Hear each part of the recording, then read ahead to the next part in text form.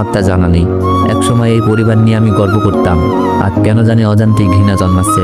তাহলে কি এইসবের কারণ শুধুই আমি? আমি পাগল হয়ে যাচ্ছি। কেন যে মোবাইলটা ভেঙে গেল, মোবাইলে মেমোরিও রাখি নাই যেখানে দেখবো ভিডিও আছে কিনা।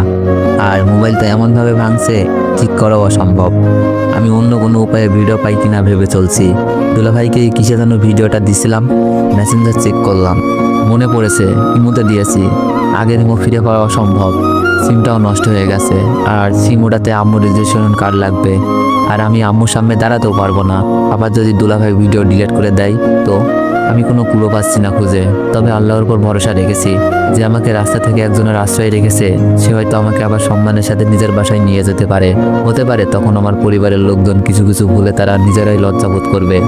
শুনেছি কষ্টের ফল মিষ্টি হয়। পরের দিন সকালে আন্টি নাস্তা দিয়ে গেছে। এই 2 দিন শুধু রিমি আমাকে খাবার দিতে আসেনি, কারণটা হয়তো তার রাগ অভিমান। পায়ে কিছুটা জোর পাচ্ছি। ডাক্তারের কথা মতো আমাকে 13 দিন পর আবার চেক আপ করাতে নিয়ে গেছে। ডাক্তারের ফলাফলে আমি ভীষণ খুশি। খুব বেশি যত্নে আর পায়ে চাপ কম পড়ার কারণে পায়ের অনেক উন্নতি হয়েছে। আমার মনে হয় এর জন্য রিমিকে ক্রেডিট দেওয়া দরকার, কারণ তার জন্যই এমন হয়েছে। আমি মোটামুটি হাঁটাহাঁটি করতে পারি। বাসায় আসার পর রিমিকে আর দেখছি না। অন্য সময় হলে রিমি নিজে যেত টেস্ট করাতে। দুপুরের খাবারটা আন্টি দিয়ে গেল।